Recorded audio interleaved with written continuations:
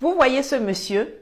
C'est le général François Lecointre, grand chancelier de la Légion d'honneur et ancien chef d'état-major des armées françaises.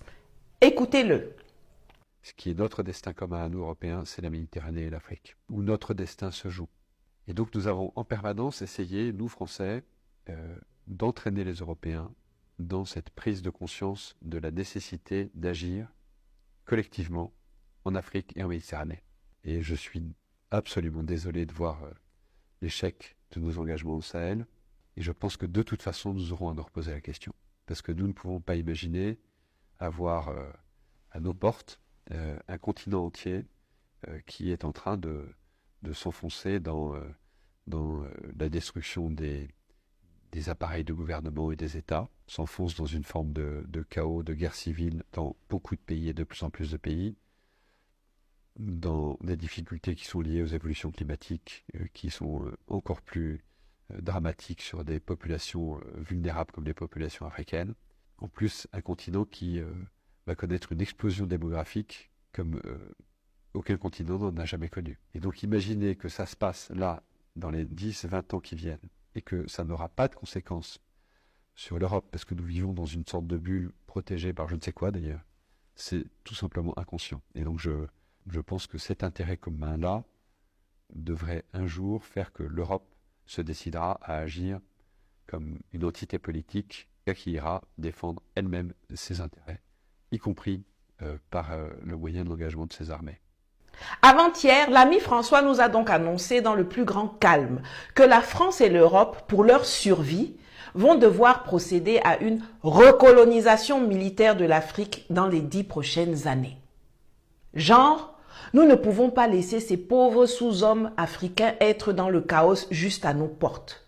Nous devons y retourner avec nos armées pour y mettre de l'ordre et défendre nos intérêts. Mais nous devons le faire ensemble, en meute européenne. Et pas seulement nous, la France, individuellement, parce qu'on n'en a pas les moyens.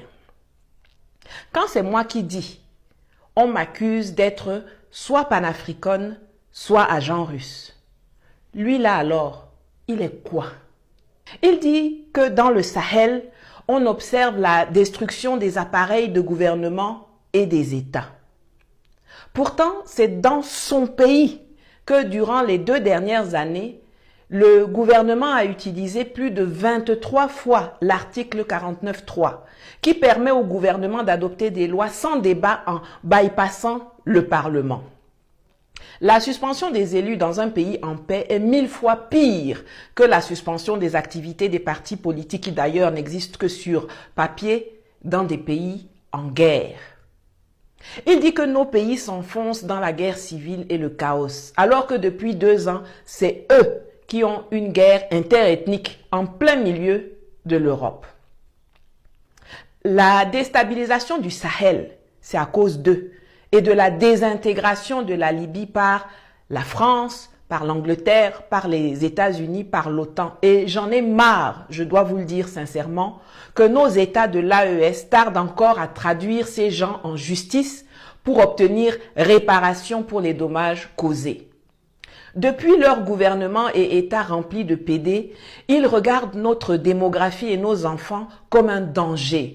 Parce que dans leur tête de malades mentaux, l'objectif, c'est de dépopuler la planète, de robotiser au maximum l'économie pour pouvoir rester en petit nombre de délavés à profiter de tout ce que la Terre et particulièrement l'Afrique a à offrir. Et le pire, c'est qu'ils ont le toupet d'habiller cela du manteau d'un paternalisme raciste et méprisant, le syndrome du sauveur occidental. Je suis persuadé que dans quelques années, je ne sais pas si c'est 10 ans ou moins ou plus, nous aurons l'obligation de retourner aider ces pays africains. Ce n'est pas la Chine, la Russie et Wagner qui vont apporter des solutions durables aux très grandes difficultés que connaissent ces pays africains et leur population. Quand on vous dit que ces gens sont nos ennemis, ils s'en trouvent pour dire qu'on exagère.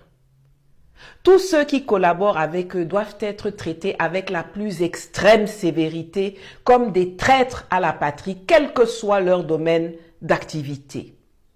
Il faut extirper chaque cellule de ce cancer qu'on appelle France, Europe et Occident. Tout gouvernement africain de la zone qui prétend préserver les intérêts de son pays et de ses populations doit avoir au programme la rupture intégrale avec la France pendant au moins 15 ans. C'est une question de survie.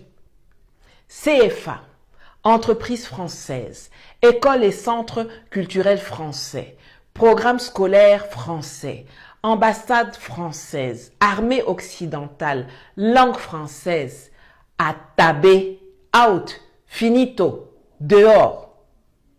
Soit c'est nous qui survivront en les dégageant totalement de nos territoires, soit c'est eux qui gagneront en nous soumettant définitivement.